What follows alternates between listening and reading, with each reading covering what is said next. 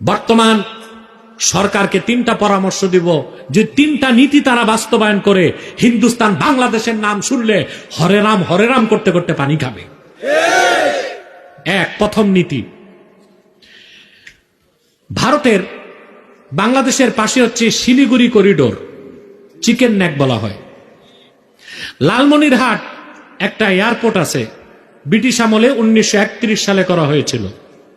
এই এয়ারপোর্টটা বন্ধ।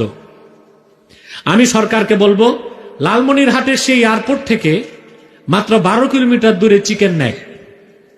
আমি বলবো বর্তমান সরকারকে, আপনারা বাংলাদেশ বিমান বাহিনীকে সেখানে ঘাঁটি করে দিন। তার মাত্র 3 মিনিটের মাথায় ওই এয়ারপোর্ট থেকে বাংলাদেশ যারা এয়ারফোর্স তারা চিকেন নেককে কেটে দিলে, আঘাত করলে ভারত থেকে 7 সিস্টার আলাদা হয়ে যাবে। ভারত কখনো বাংলাদেশের দিকে তাকাবার সাহস পাবে না। 2, ভারতের চিরশত্রু চায়নার সাথে আমি বলবো বর্তমান সরকারকে সামরিক চুক্তি করতে। 3, সমস্ত আমদানি রপ্তানি বন্ধ করে বাংলাদেশের উচিত অন্য কোন রাষ্ট্র, অন্য যে রাষ্ট্রগুলো আছে তাদের সাথে বাণিজ্য চুক্তি করা। এই 3টা নীতি যদি বর্তমান সরকার বাস্তবায়ন করতে পারে, ভারত চোখ তুলে তাকাবি তো দূরে থাক, বাংলাদেশের নাম শুনলে। জনগণকে সিদ্ধান্ত নিতে হবে তারা কি করতে পারে। ভারতের চিকেন নেক যেটা রয়েছে শিলিগুড়ি বর্ডারের কাছাকাছি, সেখানে নাকি এয়ার স্ট্রাইক করতে চাইছে, এমন বা এয়ার স্ট্রাইক করার পরামর্শ দিচ্ছে বলতে পারেন বাংলাদেশেরই এক হুজুর। আপনারা শুনলেন, বক্তব্যটা আপনাদের শোনালাম।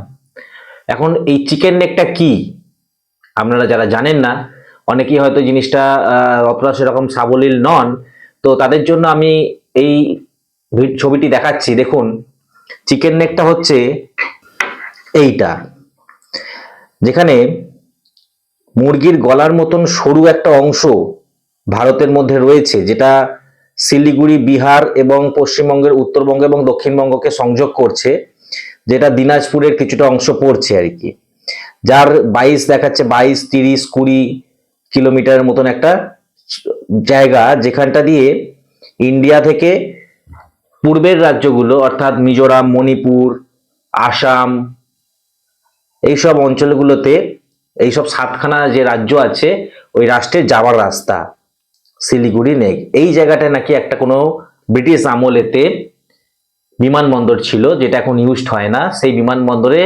বাংলাদেশের এয়ারফোর্সকে বলছে ওখানে একটা ঘাঁটি করে দিতে, যাতে তারা এয়ার স্ট্রাইক করে ওই অংশটাকে কেটে দিতে পারে। তাহলে ভারত নাকি অন্ধ হয়ে যাবে, নেপালের সাথে পুরো ওই জায়গাটা কেটে দিতে চাইছে। অর্থাৎ মুরগির যে গলাটা সরু অংশ মতন চিকেন নেক যে অংশটিকে বলা হচ্ছে, সেই অংশটিকে কাটা করার কথা বলছে। এই শুনলেন বাংলাদেশে এক হুজুরের বক্তব্য। এত সাহস পায় কোথা থেকে বাংলাদেশ, যে পাঁচশোর দেশ ভারতবর্ষের এত বড় এয়ার স্ট্রাইক করতে চাইছে বা এয়ার স্ট্রাইক করার কথা বলছে এক হুজুর। যদিও তিনি বলছেন যে প্রধান উপদেষ্টা যারা রয়েছেন অর্থাৎ ইউনূস সরকার কতটা এই নিয়ে করতে পারবে, সেই নিয়ে নাকি ওনার মধ্যে সন্দেহ রয়েছে।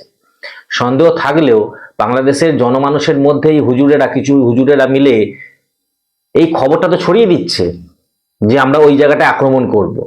ওই জায়গাটা আক্রমণ করলে ইন্ডিয়ার 7টা রাষ্ট্র ইন্ডিয়ার মানচিত্র থেকে আলাদা হয়ে যাবে, তখন ইন্ডিয়া ছেড়ে দেমা কেঁদেমাচি অবস্থা, দৌড়ে পালাবে। চিরশত্রু নাকি চীন, তার সাথে একটা সাময়িক চুক্তি করতে বলবেন, সে বলতেই পারেন, তাদের ব্যক্তিগত ব্যাপার। কিন্তু ভারতবর্ষ কি কাউকে ভয় পায়? আপনাদের কি মনে হয়? আজ এই 2024-এর শেষে আমরা রয়েছি, ডিসেম্বরে, ভারতের কাছে কি আগ্নেয়াস্ত্র বা কি অস্ত্র নেই, বা ভারতবর্ষ অল ওভার ওয়ার্ল্ডে সেকেন্ড পজিশনে আছে সামরিক শক্তির দিক থেকে, সেগুলো কি ভুলে গেছে বাংলাদেশ? বাংলাদেশ থাকবে? ভারতবর্ষ যদি এয়ার স্ট্রাইক করে উল্টে, বাংলাদেশ দেশটা থাকবে? এটা তো বুঝতে হবে। তুমি একটা বলে দিলে, হাওয়ায় কথা ভাসিয়ে দিলে, আর তোমার এই হুজুর হুজুর করে সবাই ছুটে দৌড়ে চলে গেল সরকারের কাছে গিয়ে বলতে, হ্যাঁ হ্যাঁ সরকার এটা করতে হবে। কারণ সরকার কি করবেন ডাউট আছে, কিন্তু জনগণকে ঠিক করতে হবে তারা কি করবে। অর্থাৎ জনগণকে লেলিয়ে দেওয়া হচ্ছে সরকারের কাছে যে সরকার করো এই কাজটি। এখন যদি ইন্ডিয়া পাল্টা দেয়, নিতে পারবেন তো? আঘাতটা নিতে পারবেন তো? এই হচ্ছে বাংলাদেশের এক হুজুরের বক্তব্য। কি মনে করেছে আমি জানি না, বাংলাদেশ যেন অতি বাড়বাড়ন্ত হয়েছে। বাংলাদেশের এই কিছু মূর্খ লোকেদেরকে, আমি মূর্খ বলবো এই কারণেই, তারা আগা পিছু না ভেবে হাওয়ায় ঢিল ছুঁড়ে দেয়। এই মূর্খ লোকেদের কথা জন্য আজ বাংলাদেশের এই হাল হয়েছে, আরো যে হাল খারাপ হতে চলেছে, মানে বিনাশকালে বুদ্ধিনাশ কথাটা আছে না, সেই অবস্থা হয়েছে এদের এখন। জানি না এরপরে ইন্ডিয়ার তরফ থেকে কি বক্তব্য আসবে, বা ইন্ডিয়া এই নিয়ে কি ভাবনা চিন্তা করছে। কারণ যেভাবে বাংলাদেশের জনমানুষের মধ্যে এই হুজুরেরা, কিছু হুজুরেরা এমন ভাবে উস্কে দিচ্ছে, এখন এরাও হুজুরের কথা শুনে নাচানাচি শুরু করে দেবে। দিলে অটোমেটিক্যালি সরকারের কাছে জনগণ যদি বারবার এইটাকে নিয়ে প্রস্তাব দেয়, তাহলে সরকারও হয়তো এই নিয়ে উঠে পড়ে বসবে, মুরগির গলা কাটতে, চিকেন নেক কাটার জন্য উঠে পড়ে লাগবে, যাতে ভারতবর্ষের 7টা রাষ্ট্র ভারতবর্ষের মানচিত্র থেকে আলাদা হয়ে যায়। তাহলে কি ভারতবর্ষ ছেড়ে দেবে ভাবছেন? আমাদের ভারতবর্ষ এতটা দুর্বল নয় যতটা আপনারা ভাবছেন। ভারতবর্ষকে পাকিস্তানেরও যে পিওকে রয়েছে সেটাও ভারতবর্ষ উদ্ধার করে নিয়ে এসেছে। নরেন্দ্র মোদীর ভারতবর্ষ এখন বর্তমানে 2024-এ দাঁড়িয়ে অতটাও দুর্বল নয় আপনারা যেটা মনে করছেন হুজুর সাহেব। কথায় আছে না, ইট ছুড়লে পাটকেলের বাড়ি খেতেই হবে।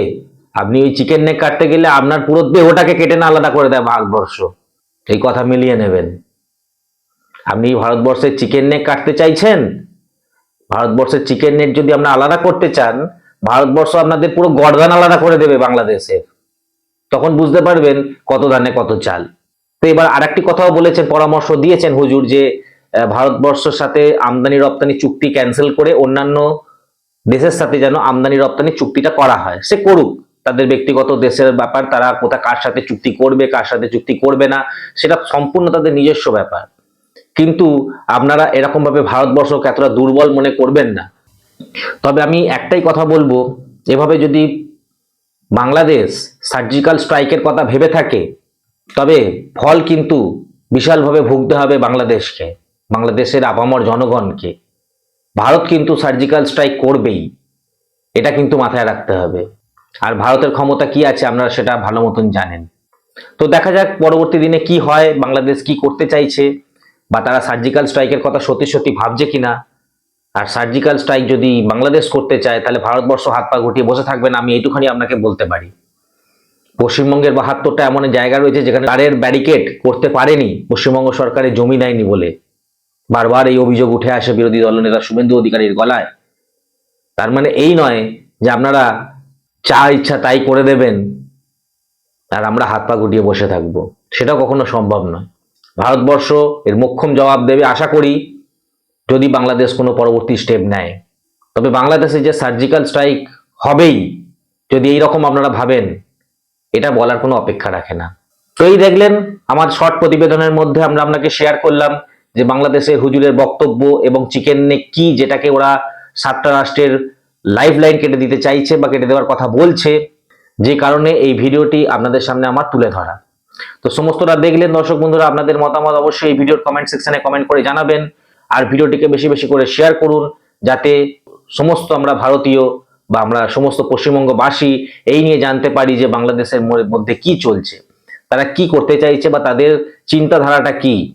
আর এই ছোট্ট চ্যানেলটিকে সাবস্ক্রাইব করে পাশে থাকবেন এরকমই প্রতিদিনের নিউজের আপডেট পাওয়ার জন্য। ধন্যবাদ।